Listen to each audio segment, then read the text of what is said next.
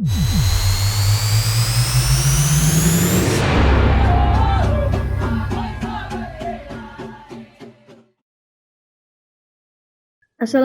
warahmatullahi wabarakatuh. Shalom, salam sejahtera untuk kita semua. Selamat malam sahabat Bawaslu di mana saja Anda berada. Bersama saya Ida Puspa Jayamiha, lebih sering dikenal dengan Kakak Ida atau IPJM. Hari ini Bawaslu Provinsi Papua resmi launching podcast Bawaslu Papua. Dan di edisi perdana kita di saat ini kita kedatangan tamu yang sangat istimewa yang mengunjungi Provinsi Papua. Kedua tamu itu adalah anggota Bawaslu Republik Indonesia periode tahun 2022-2027 yang baru dilantik pada tanggal 12 April 2022 kemarin. Nah, sebelum saya perkenalkan kedua anggota Bawaslu Republik Indonesia ini, saya ingin menyapa dulu Ibu Loli Suhenti. Selamat malam Ibu Loli. Selamat malam, sehat-sehat Kakak Ida? Sehat.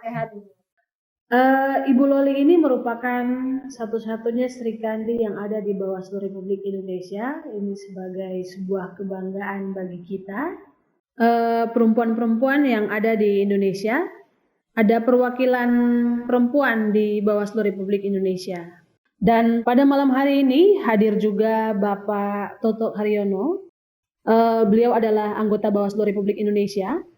Selamat malam Pak Toto. Selamat malam kawan para Bawaslu Provinsi Papua. Terima kasih. Biasa. Selamat malam.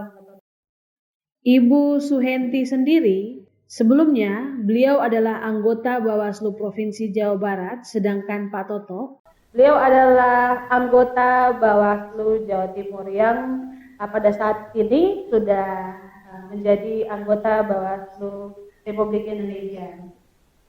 Nah, perlu sahabat Bawaslu ketahui bahwa Ibu Loli dan Pak Toto hadir baru pertama kali menginjakan kaki di Provinsi Papua dan tadi baru saja tiba dari Tanah Merah. Yang ingin kami tahu nih, apa sih yang dilakukan oleh Ibu Loli sama Pak Toto di Tanah Merah Bovendigul? Boleh mungkin Pak Toto duluan? Bu Loli aja yang kordifnya. Oh boleh. Saya ikut Bu Loli karena saya wakil kordifnya. Boleh Ibu Loli, silakan. Inilah kalau minoritas, kita kan perempuan dua, beliau laki sendiri, kita harus dengarkan. Jadi saya okelah duluan karena mendengarkan Pak Toto ini. Oke, silahkan Bu Loli berarti. Sahabat Bawaslu, sebenarnya kami punya agenda itu 3. Pertama adalah berkomunikasi, menemui langsung sahabat-sahabat di Bawaslu Provinsi Papua. Karena ini perdana kami datang sebagai Bawaslu RI, maka kami punya kewajiban untuk bersilaturahmi, bertukar gagasan, mendengarkan banyak masukan dari Papua. Nah, ini yang pertama kami menjadi tugas kami. Yang kedua adalah melakukan proses verifikasi terhadap pergantian antar waktu di Kabupaten Bovendigul. Karena dari 5 saat ini baru ada 4 karena satunya kan kemudian mengundurkan diri. Nah, proses verifikasi ini yang kami lakukan di Tanah Merah tadi. Luar biasa perjalanannya. Nah, yang ketiga sebenarnya adalah peluncuran atau peresmian podcastnya Bawaslu. Jadi tugas 3 ini nampaknya bisa kita selesaikan ya Mas Toto ya. Kami sangat apresiasi sekali loh, ini keren. Podcast ini keren. Tapi kerennya nggak boleh hanya di awal.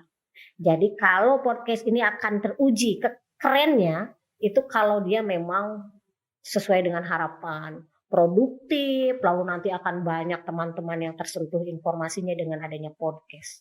Itu sih tugas kami bertiga. Yang lainnya adalah hiburan. Bukan liburan ya, hiburan. Karena kami menghibur diri dengan mempelajari kebudayaan di Papua. Dan ini ternyata luar biasa. Kalau Pak Toto sendiri, gimana nih kesannya waktu pertama kali tiba di Papua, Jayapura, kemudian langsung ke Bovendigul, Tanah Merah? Gimana nih kesannya? Tidak bisa banyak kata saya. Kenapa nggak bisa banyak kata? Saya teringat kesan di TV ada Dams Indonesia. Saya merasa, Papua, dahsyat. luar biasa. Saya ini kalau menyebut Papua itu kadang selalu merinding saya. Karena apa? Ini tanah airku ini. Ini Indonesiaku ini. Ini saudaraku ini. Dan saya mampu menginjakkan kaki ke sini. Apa ya bahasa Arab? Impossible. Mungkin itu ya. Jadi Indonesia ini luar biasa itu. Dahsyat. Saya itu ya jatuh cinta. Ini bagian saya kalau saya itu merasa histeria mungkin itu ya di Papua itu nggak tahu, saya selalu gimana gitu greget apa, karena gini, ada dua hal yang membuat saya itu menangis. Yang pertama lagu Indonesia Raya. Saya itu kalau mendengar lagu Indonesia Raya seringkali saya menangis. Saya ini bahasa Jawa itu gembeng apa gembeng itu ya? Cengeng. Kenapa begitu? Bangunlah jiwanya, bangunlah rasanya itu Indonesia Raya. Ini doa untuk rakyat Indonesia, doa untuk bangsa Indonesia, dan semoga Tuhan mengabulkan doa itu lewat lagu ini. Yang kedua, lagu Mars Bawaslu. Itu lagu yang luar biasa itu. Baiknya luar biasa sehingga selalu melahirkan semangat untuk menegakkan reformasi. Karena apa? Lahirnya penyelenggara pemilu ini karena tuntutan reformasi. Karena ada darah mahasiswa yang tercecer. Maka semangat itu, spirit itu tentu akan menjadi ruh kawan-kawan penyelenggara. Karena apa? Di sini kita tidak sedang bekerja. Tidak sekedar bekerja, tapi kita meneruskan amanat reformasi. Apa itu? Satu, melawan korupsi, kolusi, nepotisme. Yang kedua apa?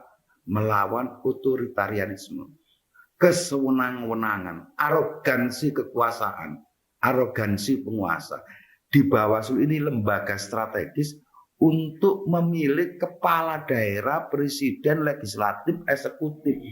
Ini kan lembaga dahsyat ini. Maka sekali lagi kawan-kawan saya pribadi untuk mengingatkan saya pribadi bahwa di Bawaslu ini tidak sekedar bekerja. Oke, baik Pak Toto. Kalau harapan, ini kan podcast Bawaslu ini kan baru di launching. Kira-kira apa sih pesan atau harapan yang ingin Bapak atau Ibu sampaikan pada kami supaya podcast kami ini bisa berperan dalam mengawal demokrasi di Papua? Kira-kira Apa yang sudah kita mulai, apa yang sudah kita lakukan, kewajiban kita menuntaskan. Jadi kalau kita sudah mengambil inisiatif untuk meluncurkan podcast, maka tanggung jawab kita adalah memastikan podcast ini berjalan secara terus-menerus, memastikan podcast ini punya dampak baik terhadap demokrasi, memastikan informasi yang disampaikan melalui podcast ini sampai ke publik. Nah, jadi dia tidak sekedar diluncurkan, tidak sekedar hadir, tapi dipastikan berdampak nggak.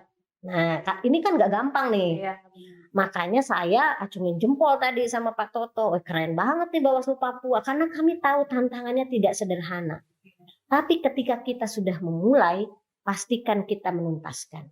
Tanggung jawab kita ada di situ. Nah, karena itu maka teman-teman Bawaslu di Papua ini dituntut untuk terus berkreasi, melakukan inovasi-inovasi, termasuk kemampuan untuk merangkul sebanyak mungkin masyarakat Papua untuk lebih dekat ke Bawaslu ya.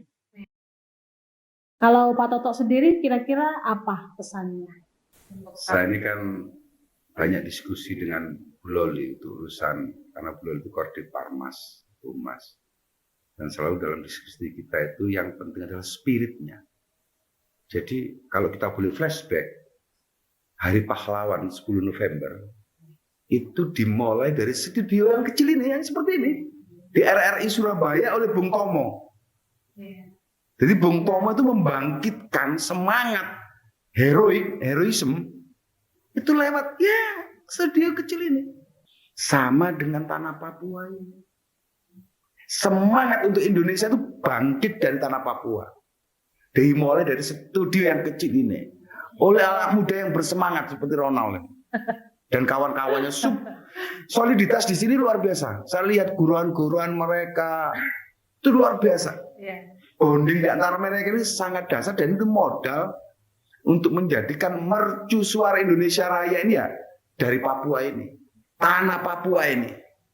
Dasar ini. Dimulai dari ruang kecil ini. Menyuarakan suara kebenaran. Agent of change. Meneruskan tuntutan reformasi oleh kawan-kawan mahasiswa dulu. Karena reformasi tidak akan pernah berhenti. Baik, saya ingin masuk lebih dalam lagi terkait dengan tugas yang diemban oleh kedua anggota Bawaslu Republik Indonesia ini. Ibu Loli, kalau boleh tahu sekarang ini memegang divisi apa? Saya itu diberi amanah untuk memegang divisi pencegahan, partisipasi masyarakat, dan hubungan masyarakat. Wakordip saya Pak Toto. Jadi kami datang ini bukan tanpa chemistry yang kuat, justru tandemnya itu dalam banyak hal itu akan saling menguatkan. Nah, karena itu tanggung jawab yang dilekatkan kepada saya, maka insya Allah kita punya komitmen memastikan semuanya bisa berjalan dengan baik. Karena sebaik-baiknya upaya menjaga demokrasi adalah memperkuat dalam konteks pencegahan. Selagi bisa dicegah orang melakukan pelanggaran, maka insya Allah demokrasi kita akan semakin baik, semakin kuat. Nah, Ibu Loli, sebelumnya divisi Ibu itu adalah divisi pengawasan dan hubungan antar lembaga. Nah, di Bawaslu yang periode sekarang ini terjadi perubahan nomenklatur menjadi divisi pencegahan, partisipasi masyarakat, dan humas. Nah, kira-kira apa filosofi yang mendasari sehingga terjadinya perubahan nomenklatur ini? Mohon penjelasan, Bu. Perubahan yang saat ini terjadi di periode kami di Bawaslu RI harus dipahami dulu dalam konteks untuk kebaikan, kemajuan kelembagaan. Itu satu. Terus kedua, itu berdampak terhadap perubahan nama divisi. Kalau sebelumnya divisi pengawasan dan hubal, maka sekarang menjadi divisi pencegahan, partisipasi masyarakat, dan hubungan masyarakat. Sebetulnya karena kami ingin lebih jelas membunyikan soal tugas dan wewenang yang dilekatkan kepada Bawaslu. Di Bawaslu itu kan dalam Undang-Undang 7 2017 jelas kok bahwa Bawaslu itu bertugas untuk melakukan pencegahan dan penindakan. Penindakannya ada dua, penanganan pelanggaran dan penyelesaian sengketa. Jadi memang bunyi undang-undang sangat jelas. Nah, apakah kemudian perubahan ini menghilangkan fungsi pengawasan? Enggak. Karena fungsi pengawasan itu adalah utama dalam kelembagaan kita sebagaimana amanat undang-undang pula. Jadi spirit pengawasan itu melekat, tidak bisa diganggu-gugat. Adanya di mana? Ada di semua divisi karena kita ini semuanya adalah pengawas pemilu. Nah, pencegahan di mana? Pencegahan ini sesuatu yang harus kita lakukan memang dalam konteks yaitu tadi. Mencegah orang melakukan pelanggaran, mencegah orang kemudian melanggar prosedur ketika kita dalam proses berdemokrasi, baik itu tahapan maupun non-tahapan. Jadi memang nanti akan luas. Tapi yang penting nih, Kak yang penting adalah poinnya, perubahan nama divisi dari divisi pengawasan dan hubal menjadi divisi pencegahan, parmas, dan humas, sama sekali tidak menafikan, meniadakan soal fungsi pengawasan yang itu melekat secara kelembagaan di Bawaslu. Nah, sebagaimana perubahan pada divisi pencegahan, partisipasi masyarakat, dan humas, ada juga perubahan pada divisi lain. Seperti contoh divisi hukum, data, dan informasi, ini berubah nomenklaturnya menjadi divisi hukum dan penyelesaian sengketa. Kira-kira bagaimana nih Pak? Apa pandangan Bapak Toto terkait dengan perubahan nomenklatur ini? Sama spiritnya itu bahwa untuk menjadikan Bawaslu ke depan itu menjadi lebih fokus, menjadi lebih baik dalam proses pencegahan dan penindakan. Penindakan pencegahan itu muara akhirnya nanti di penyelesaian PHPU, di mahkamah maupun di pemilihan, di pemilu maupun di pemilihan. Dan ada divisi hukum yang itu berkaitan erat dengan penyelesaian sengketa, sehingga lebih fokus aja. Sehingga insya Allah ke depan dengan penyatuan itu akan menjadi lebih baik, memberikan rasa nyaman, aman pada peserta pemilu karena kita lebih fokus dan memberikan trust, kepercayaan kepada masyarakat terhadap fungsi dan tugas Bawaslu. Baik, sebagaimana tadi sudah dijelaskan oleh Ibu Loli dan Pak Toto, sebenarnya kalau kita melihat lebih dalam, perubahan nomenklatur itu sebenarnya lebih menambah spirit kita sebagai penyelenggara pengawas untuk melakukan tugas dan tanggung jawab kita sebagaimana yang sudah tercantum dalam Undang-Undang 7 tahun 2017 tentang pemilihan umum. Nah, selain itu saya ingin mengajak Bapak dan Ibu kembali ke agenda Bapak Ibu di Papua nih. Kemarin kan setelah dari Jakarta, tiba di Jayapura, terus ke Tanah Merah Bovendigul untuk melakukan verifikasi PAW, pasti merasakan ada perbedaan nih dalam hal ini pada jaringan komunikasi. Nah, ketika ada di Jayapura, komunikasi kita nih lancar. Tetapi ketika ada di Kabupaten Bovendigul, Tanah Merah, komunikasi kita jadi agak sulit karena jaringan internetnya, kita WA, telepon, SMS aja itu lambat kayak gitu. Nah, kira-kira apakah ada perlakuan khusus terhadap Provinsi Papua terkait dengan kendala-kendala seperti tadi, bahkan mungkin transportasinya? Nah, kira-kira bagaimana nih pandangan Bapak Ibu terkait dengan ini? Mohon penjelasannya. Setiap tempat, setiap provinsi itu punya tantangannya sendiri. Tantangan terbesar Papua adalah soal distribusi informasi. Kenapa? Karena sinyal susah. Area yang blank spot aja, tadi ada 8 yang saya dapat informasi, ada 8 kabupaten. Jadi bisa dibayangkan situasi kerumitan-kerumitan akibat informasi yang tidak sampai itu potensinya luar biasa. Yang kedua, tantangan Papua adalah dari sisi transportasi, karena memang dia pegunungan, ya, ada yang kepulauan, yang itu tidak mudah dijangkau. Nah, karena 2 tantangan ini, maka kita kemudian harus berpikir yang namanya situasi lokal itu diutamakan. Kehususan itu menjadi keharusan untuk memastikan proses demokrasi berjalan, tidak ada orang yang kehilangan hak pilihnya. Tidak ada prosedur yang dilanggar dalam proses pemilu maupun pemilihan. Jadi memang yang harus dilakukan adalah kehususan menjadi kemestian, karena setiap daerah itu berbeda-beda. Formulanya seperti apa itu yang masih dalam rembukan kami. Tapi misalnya untuk sinyal ya. Maka salah satu yang menjadi upaya kuat kami saat ini adalah memastikan kalau di orang lain tuh handphone bisa pakai provider mana aja. Tapi mungkin di Papua harus pakai HT ya, harus pakai HT yang Roger yang zaman bahula gitu. Yang itu dia lebih masuk, lebih memungkinkan. Kenapa tidak? Karena memang tidak bisa disamakan Papua dengan Jakarta, nggak bisa disamakan Papua dengan Sulawesi, nggak bisa disamakan Papua dengan Sumatera, enggak. Dia punya kekhasan. Kewajiban kita adalah menghilangkan hambatan yang ada di provinsi itu, supaya yang namanya Papua tidak tertinggal informasinya dibanding yang lain. Intervensinya nanti bisa beragam banget sih kalau di lapangan. Kalau menurut Pak Toto sendiri gimana? Sama. Di Papua ini hambatannya adalah transportasi dan komunikasi.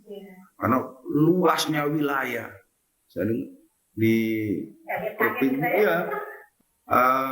dari 29 kota kabupaten, hanya ada 3 kabupaten kota yang bisa terjangkau dengan darat.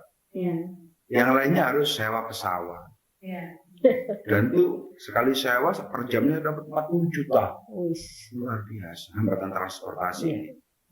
Lalu hambatan komunikasi. Mungkin sama disampaikan Bu Loli tadi. Yang lain bisa menggunakan HP dengan provider yang ada. Tapi kalau di Papua nggak bisa, harus pakai satelit, dan itu biayanya mahal. Berapa menit aja 200.000, 300, 400, 500.000. Nah, ini negara harus hadir. apalagi di tahapan-tahapan genting. Mungkin tidak bisa, karena uang negara itu juga tidak boleh dihambur-hamburkan. Semangat kita itu tidak harus seperti ini. Menjaga duit negara, APBN, APBD itu seperti duit kita sendiri. Iya. Tentu kalau uang kita sendiri kan tidak gampang beli ini, beli pulsa, beli telepon untuk yang lain. Pasti kalau itu duit kita berikan ke anak kita, pasti pesannya gini. Ini duit buat beli paket data, buat belajar online lo ya. Buat belajar. Dan hati-hati kalau nanti minta duit lagi.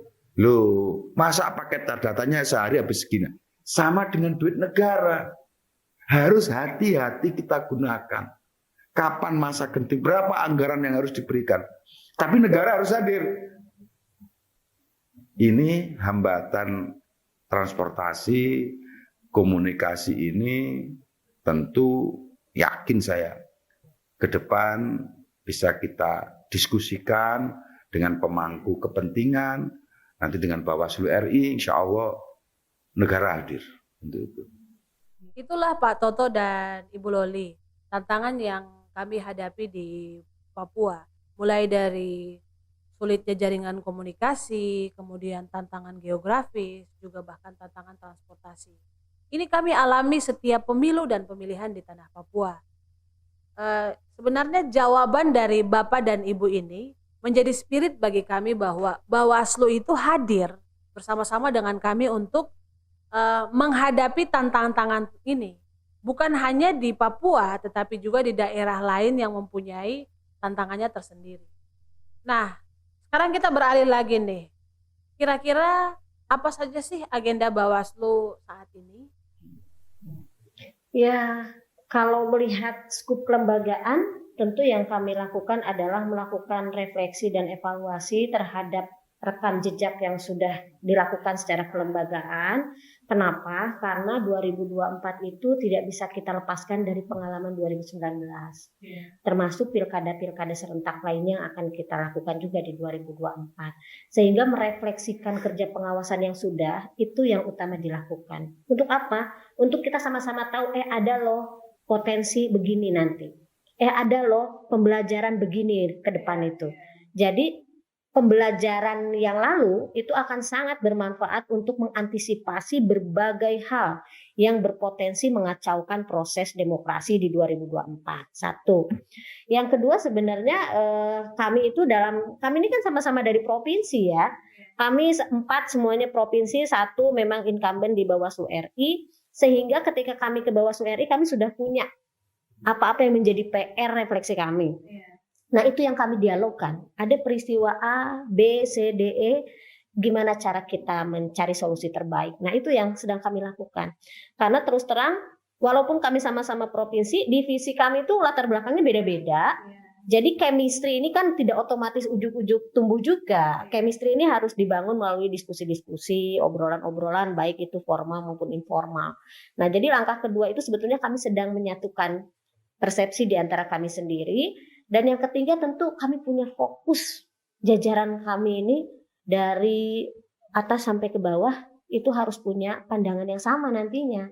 Karena yang namanya satu lembaga pandangannya berbeda nanti bisa membahayakan. Jadi kita harus punya perspektif yang sama soal kerja-kerja pengawasan ke depan gitu. Kalau secara divisi karena saya di pencegahan maka saat ini saya sedang memformulasikan soal berbagai program, agenda yang harus dilakukan karena 2024 itu kesannya jauh tapi deket loh. Juni udah mulai kita tahapan, sebentar lagi. Maka misalnya ini yang menjadi fokus kami. Saya yakin divisi lain juga begitu sih. Kami sedang menyiapkan supaya kita nggak keteteran. Satu, yang kedua untuk memastikan nanti apapun gagasan yang kami akhirnya lahir sebagai sebuah kebijakan kelembagaan di RI itu mudah diaplikasikan di bawah. Jangan sampai bagi kami harus jalan nih, tapi ternyata nggak applicable di bawah kan repot juga. Nah itu yang proses-prosesnya gitu sih. Benar Bu Loli. Orang sering bilang bahwa hasil yang baik itu berdasarkan kesiapan yang baik. Nah kita bicara tentang kesiapan nih. Bawaslu sedang menyiapkan diri untuk menghadapi pemilu pemilihan 2024 yang baru pertama kali serentak di Indonesia. kira-kira apa nih strategi yang harus kita lakukan sebagai Badan Pengawas Pemilu untuk menghadapi tantangan-tantangan yang ada di 2024? Tentu tagline itu juga sama kita ini. Begitu kita ini mengikuti seleksi Bawaslu, punya tagline, punya harapan. Yang intinya kami ingin menjadikan pemilu 2024 dan seterusnya selama kita di Bawaslu itu menjadi lebih demokratis, lebih terpercaya. Untuk itu maka kita punya kewajiban menyiapkan dasarnya apa. Bawaslu ini menjadi sehat dan kuat. Itu sehat dan kuat. Kalau Bawaslunya sehat dan kuat, maka demokrasi akan menjadi lebih baik. Untuk sehat dan kuat, maka kita perlu berjuang bersama-sama dalam satu barisan. Kenapa? Lembaga ini hierarkis. Dari Bawaslu RI sampai ke pengawas TPS itu hierarkis, karena hierarki, maka harus satu barisan. Untuk satu barisan tidak hanya fisiknya yang satu barisan, tapi kepalanya juga satu barisan. Hatinya satu barisan. Menuju apa? Indonesia pemilu lebih baik. Itu cita-cita kami. Nah, berarti intinya dari strategi Bawaslu saat ini adalah menyatukan hati dan pikiran menjadi satu barisan untuk menghadapi tantangan yang akan kita hadapi di pemilu pemilihan tahun 2024. Pertanyaan terakhir nih untuk kedua bintang tamu kita pada hari ini. Saat ini di Papua sedang ada wacana terkait dengan daerah otonomi baru, di mana nanti akan ada penambahan 3 provinsi.